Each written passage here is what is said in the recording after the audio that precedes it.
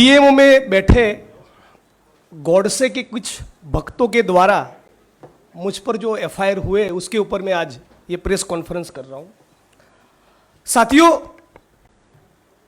सबसे पहला मेरा सवाल है कि गुजरात में पिछले 8-10 सालों के दौरान 2-4 नहीं 22 एग्जाम्स के पेपर लीक हुए, उसमें कोई इन्वेस्टिगेशन नहीं, कोई जांच नहीं, कोई गिरफ्तारियां नहीं। 1-2 नहीं 22 एग्जाम्स के पेपर लीक हुए। गुजरात में मुंद्रा के पोर्ट पर 1,75,000 करोड़ का ड्रग्स पाया गया। आई रिपीट, जिसकी इंटरनेशनल मार्केट में कीमत 1,75,000 करोड़ है, उतना ड्रग्स पाया गया जिस मुंद्रा के पोर्ट पे। यदि आपके घर में 10 ग्राम भी ड्रग्स पकड़ा गया, पत्रकार साथियों, आपको भी नहीं छोड़ेंगे। लेकिन गौतम अदानी साहब, उनके खिलाफ कोई कार्रवाई नहीं, कोई एफआईआर नहीं, कोई जांच नहीं, कोई इन्वेस्टिगेशन और इंट्रोगेशन के लिए एक बार भी नहीं बुलाया। गुजरात भाजपा की एक दलित समाज की महिला कार्यकर्ता ने भाजपा के सिटिंग मंत्री के खिलाफ बलात्कार करने का, लगातार बलात्कार करने का इल्जाम लगाया। This is discussed in the assembly of Gujarat. Gujarat की विधानसभा में भी इस मुद्दे को उठाया गया। उस मामले में पर भी कोई इन्वेस्टिगेशन नहीं, कोई जांच नहीं, कोई एफआईआर नहीं। इस देश में धर्म संसद के नाम पे एक स्पेसिफिक समुदाय के लोगों के जीनोसाइड का कॉल दिया जाता है। कोई इन्वेस्टिगेशन नहीं होता, कोई जांच नहीं होती। कुछ लोग पब्लिकली कहते हैं कि गोली मारो सालों को, फिर भी इसमें इन्वेस्टिगेशन नहीं होता, जांच नहीं होती, एफआईआर नहीं होती। और मेरे केवल एक ट्वीट करने पर पीएमओ में बैठे गॉडसे के भक्तों ने इतने संगीन 2 एफआईआर मुझ पर कर दिए। What does it show? ये क्या दिखाता है? गुजरात की सरकार, प्रधानमंत्री और देश की मोदी सरकार की मंशा क्या है? उनका इंटेंशन क्या है? उनकी प्रायोरिटी क्या है? 1,75,000 करोड़ का ड्रग्स पकड़ा जा रहा है, उसमें आप किसी की जांच नहीं करना चाहते। एक दलित महिला भाजपा के मंत्री के खिलाफ बलात्कार का इल्जाम लगाती है, आप उसमें कोई जांच नहीं करना चाहते। 1-2 नहीं 22 एग्जाम्स के पेपर लीक होते हैं, आप उसमें कोई जांच नहीं करना चाहते। लेकिन मैंने केवल एक ट्वीट कर दिया, और ट्वीट का कंटेंट क्या है? मैंने केवल यही कहा कि गुजरात के हिम्मतनगर, खंभात और वेरावल, इन 3 जगह पर जहां पर कम्युनल टेंशन हुआ है, कम्युनल क्लैशेस हुए हैं, तो चूंकि जब प्रधानमंत्री गुजरात से है और वो गुजरात के दौरे पर है, गुजरात आने वाले हैं, तो मैं उनको विनती करता हूं कि महात्मा का मंदिर बनाने वाले प्रधानमंत्री मोदी साहब, इस कम्युनल इश्यूज को देखते हुए आप जब गुजरात आ रहे हैं तो प्लीज शांति और अमन बनाए रखने का अपील करें। मैंने उनको यही अपील किया है कि आप गुजरात की जनता को कहें कि दंगा फसाद ना हो, पीस और हार्मनी मेंटेन करिए। क्या इस देश में शांति और अमन बनाए रखने का अपील प्रधानमंत्री करे? ये कहना कौन से कानून के तहत ये ऑफेंस बनता है?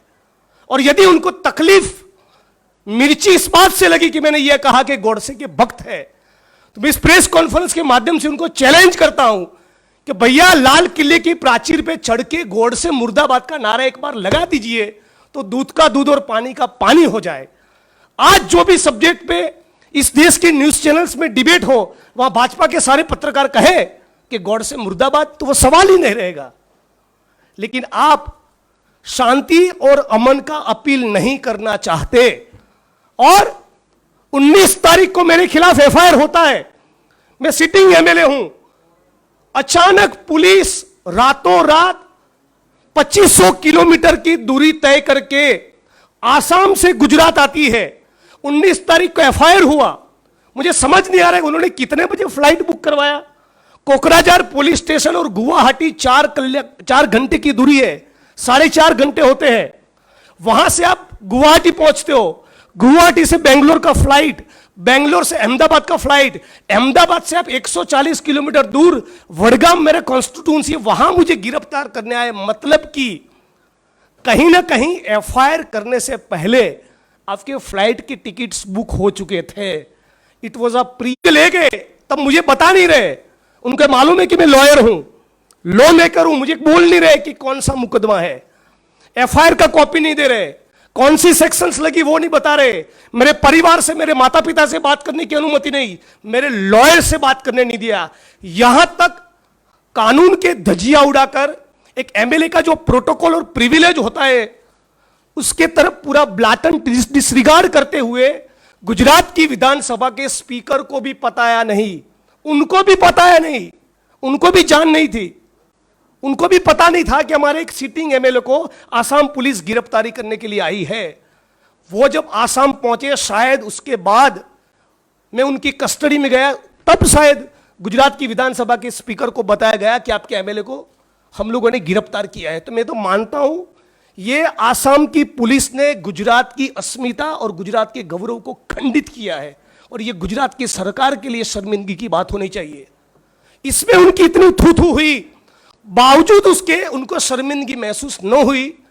एक महिला को आगे किया और दूसरा एफआईआर मुझ पे करवाया। मैं मानता हूं इससे बड़ी बुजदिली और कायरता कुछ नहीं हो सकती। मैं ये कहना चाहूंगा कि ये है 56 इंच की कायरता, ये है 56 इंच की बुजदिली। आप एक महिला को आगे करके 2500 किलोमीटर दूर बैठे किसी सिटिंग एमएलए के खिलाफ इतना फर्जी मुकदमा करते हैं। और ये केवल मेरा एलिगेशन नहीं, मेरे पास आसाम की जुडिशरी का बेल ऑर्डर है। क्या कहती है आसाम की judiciary? Instant FIR in the second information and seems to be manufactured.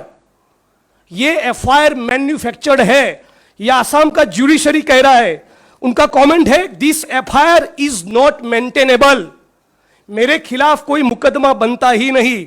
Assam की जुडिशरी कह रही है, commission of the offence under the section 353 IPC prima facie is not establish. Prima facie मेरे खिलाफ कोई केस बनता ही नहीं। No sane person will ever try to outrage the modesty of a lady police officer in presence of 2 male police officers.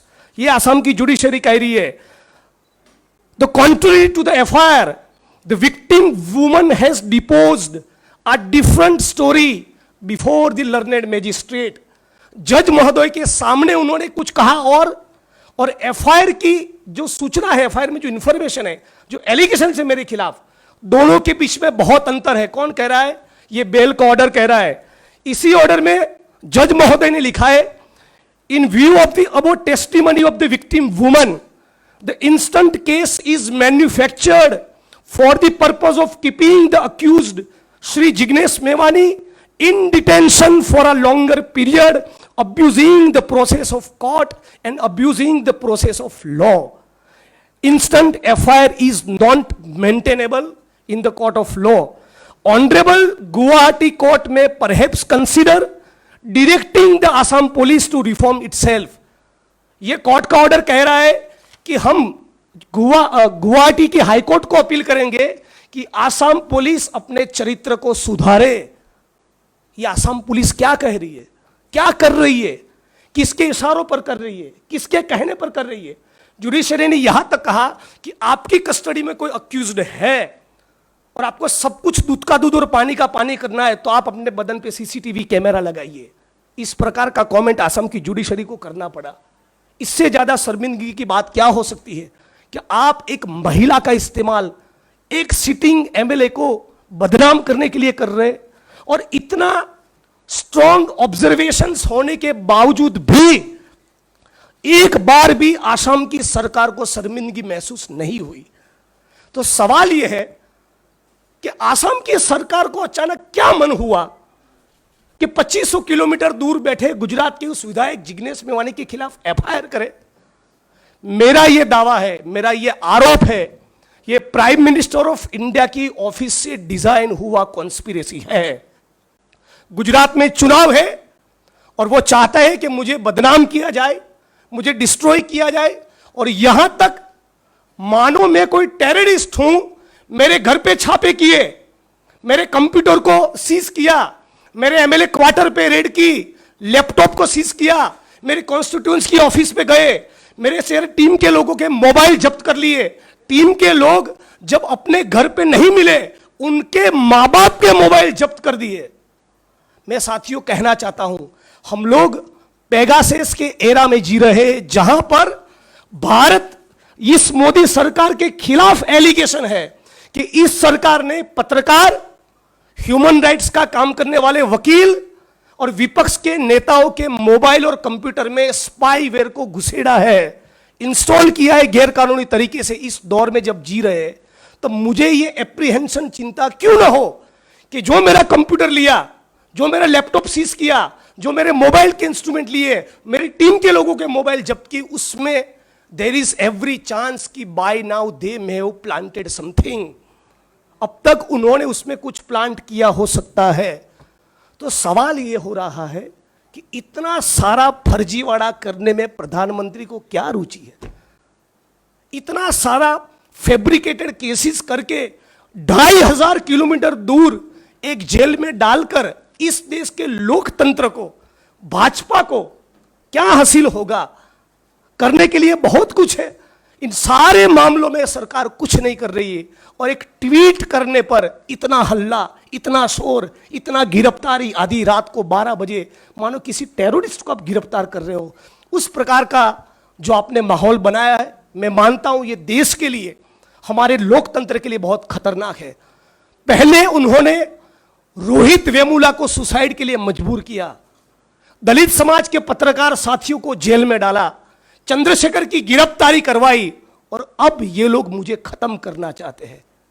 कोई युवा बोले, कोई पत्रकार बोले, कोई वकील बोले, और उसमें भी यदि कोई दलित समाज का युवा लीडर बोलता है, तो मोदी साहब अपने कास्ट बायस के चलते उसको हजम नहीं कर पा रहे। ये मैं आज इस प्रेस कॉन्फ्रेंस के माध्यम से आपके बीच में कहना चाहता हूं। और मोदी साहब भी गुजरात से है, हम भी गुजरात से हैं, तो उनको चैलेंज भी देना चाहते हैं कि मैं अपने खिलाफ जो मुकदमे हुए, मैं उसको जेल लूंगा, मैं वो सब सहन करूंगा।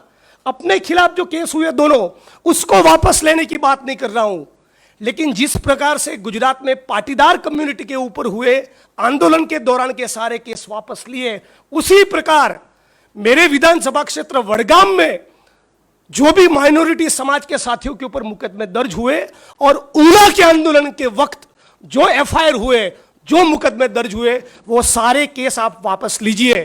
नंबर 2, ये 22 पेपर लीक हुए, उसको स्पेशल इन्वेस्टिगेटिंग टीम के द्वारा उसकी जांच करवाइए। नंबर 3, ये मुंद्रा के पोर्ट पर 1,75,000 करोड़ का जो ड्रग्स पाया गया, उसमें गौतम अडानी का इंट्रोगेशन करवाइए। और यदि इस सारे मामलों में आप 1 महीने के दौरान कोई कार्रवाई नहीं करेंगे, तो मैं चैलेंज के साथ कह रहा हूं, 1 जून पे इंडियन नेशनल कांग्रेस का गुजरात चैप्टर और हम सारे गुजरात के लड़ने वाले लोग सड़क पर उतरेंगे, और गुजरात बंद का इस मंच पर से मैं कॉल दे रहा हूं। मोदी जी, आप भी गुजरात से हैं, मैं भी गुजरात से हूं, आप भी समझ लीजिए, जैसा कि मेरे साथी ने कहा, फ्लावर नहीं फायर है, झुकेगा नहीं। It's my challenge to you, prime minister of India. Thank you so much. धन्यवाद जिग्नेश भाई। राजेश भाई, आप कुछ ऐड करना चाहेंगे?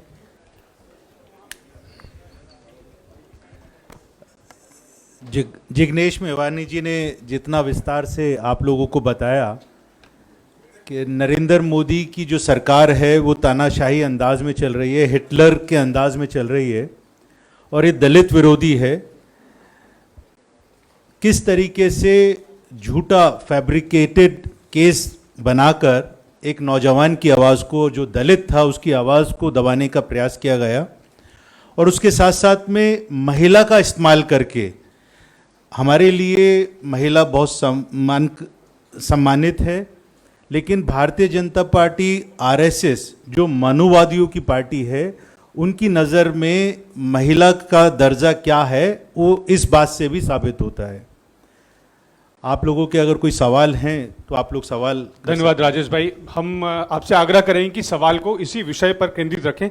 आपके अन्य सवालों के लिए सुप्रिया जी हैं हमारे बीच में, वो हम अलग से कर लेंगे। असम का मुख्यमंत्री ने कहा है कि जो आपका जो गिरफ्तारी हुई है उसका बारे में उसको कोई जानकारी नहीं, इस बारे में क्या कहें? ये नामुमकिन है। पूरे देश को पता है, आपको पता है, और असम के मुख्यमंत्री को पता नहीं है। मैं उनकी कस्टडी में हूं। एक के बाद एक एफआईआर मुझ पर हो रही है। इतना हल्ला हो रहा है, डेली प्रोटेस्ट गुजरात में हो रहा है, पूरे देश में हो रहा है, असम में हो रहा है, और उनको पता नहीं है। उन्हीं ने उनके पॉलिटिकल बॉसिस की सूचना के तहत यह ऑफेंस दर्ज करवाया हो सकता है।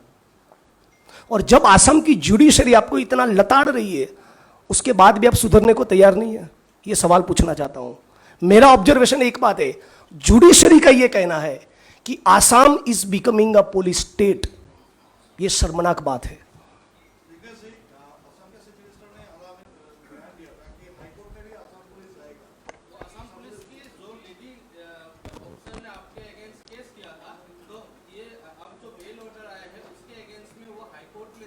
तो वो बेल ऑर्डर को चैलेंज करना चाहते हैं, लेकिन अपने आप को पूछे कि जुडिशरी को क्यों कहना पड़ा कि ये फर्जी एफआईआर है, not maintainable in law, filed with mala fide intentions.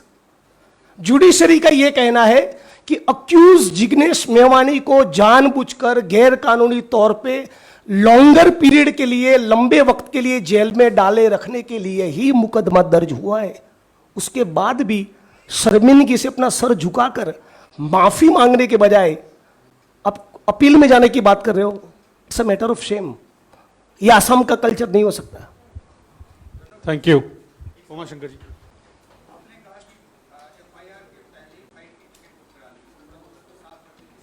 हाँ, ये 19 तारीख को मेरे खिलाफ एफआईआर हुआ। कोकराझार से गुवाहाटी का एयरपोर्ट 4 घंटे की दूरी पर है। गुवाहाटी से अहमदाबाद की डायरेक्ट फ्लाइट मिले तब भी आप अहमदाबाद लैंड करोगे, वहां से 140 किलोमीटर की दूरी पर मेरा विधानसभा का क्षेत्र हो रहा है। तो जिस मोमेंट पर एफआईआर हुआ, नेक्स्ट मोमेंट पर आपने गाड़ी निकाली और गुजरात के लिए निकल गए। Is it possible? और महिला वाला जो एफआईआर है, 5 पुलिस की गाड़ियों का काफला, मेरे बगल में ही उस पुलिसकर्मी को क्यों बिठाया? She could have been in any of the vehicle. Court का भी यह कहना है, मतलब कि यह प्री प्लान कॉन्स्पिरेसी है।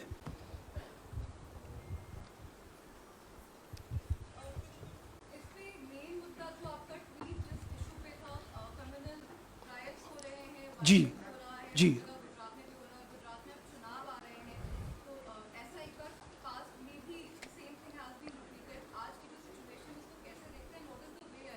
वही मैं कहना चाह रहा हूं कि यदि मेरे विधानसभा क्षेत्र में कोई कम्युनल क्लैश हो जाए, दंगा हो जाए, तो बतौर भारतीय नागरिक, बतौर एक इलेक्टेड रिप्रेजेंटेटिव मेरा क्या रिस्पॉन्सिबिलिटी होना चाहिए?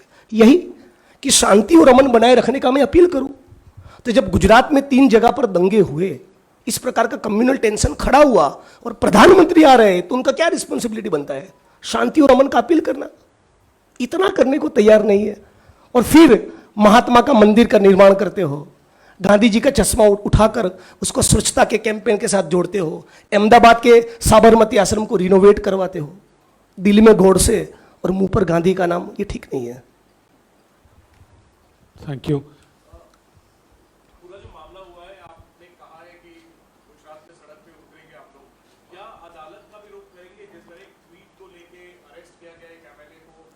Congress party has been solidly with me. PCC president of Gujarat, PCC president of Assam, everybody has provided me legal assistance. तो आगे भी कोई भी कानूनी मदद की जरूरत रहेगी तो पार्टी सॉलिडली विथ मी, उसका सवाल नहीं। सवाल यह है कि इसके बावजूद, इतने स्ट्रॉन्ग ऑब्जर्वेशन के बावजूद भी मुझे कोर्ट में जाना पड़े। एक्चुअली मैं आपको बोलूं, मुझे इस महिला के ऊपर तरस आ रहा है जिसने मेरे खिलाफ कंप्लेन किया, क्योंकि मैं इमेजिन कर सकता हूं कि उसके ऊपर कितना दबाव बनाया होगा। अदरवाइज कोर्ट का जो ऑब्जर्वेशन से उसी के आधार पर I can file a case of criminal defamation, red with criminal conspiracy 120B। Generosity दिखाकर मैं ये नहीं करूंगा। ये हमारा कल्चर नहीं है। हमारा गवर्नमेंट है महाराष्ट्र में, छत्तीसगढ़ में, राजस्थान में, किसी भी पुलिस स्टेशन में जाके मैं एफआईआर करवा सकता हूं on the basis of this court order that FIR is not maintainable. हम ये नहीं करेंगे, क्योंकि उसके ऊपर कितना दबाव हो सकता है वो मैं समझ सकता हूं। आपको यह समझना है कि गुजरात के जो लोग आज व्यापारी है, जो रियल एस्टेट में है, जो पत्रकार है, जो सरकार को सवाल पूछते, उनके साथ इन 25-27 सालों में क्या हुआ होगा। धवल पटेल नाम के एक पत्रकार को राष्ट्रद्रोह के आरोप में अंदर डाल दिया। 2 लीडिंग इंग्लिश डेली के एडिटर्स के खिलाफ राष्ट्रद्रोह का केस ही सरकार ने किया है। यही उनका चरित्र है। सुप्रिया,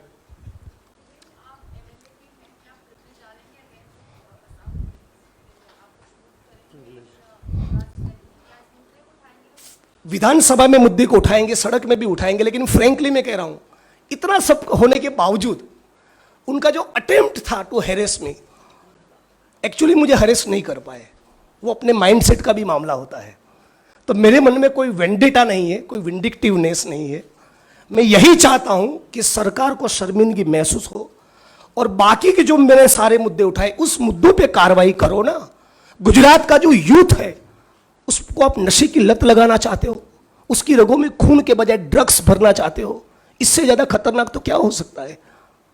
ये 25-50 ग्राम का मामला नहीं, 25,000 टन हेरोइन ड्रग्स, और अदानी साहब के पोर्ट पे लगातार आ ही रहा है।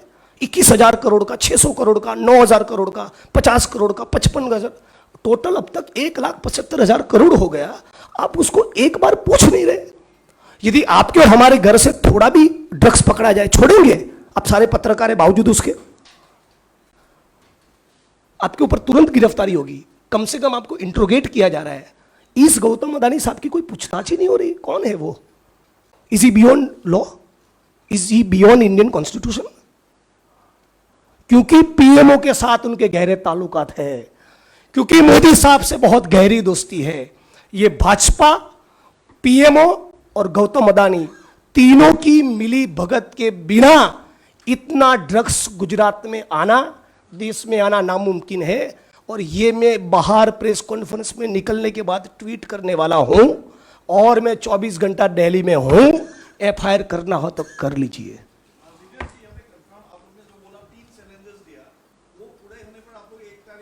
1 जून को गुजरात की सड़क पर उतरेंगे, गुजरात बंद करेंगे।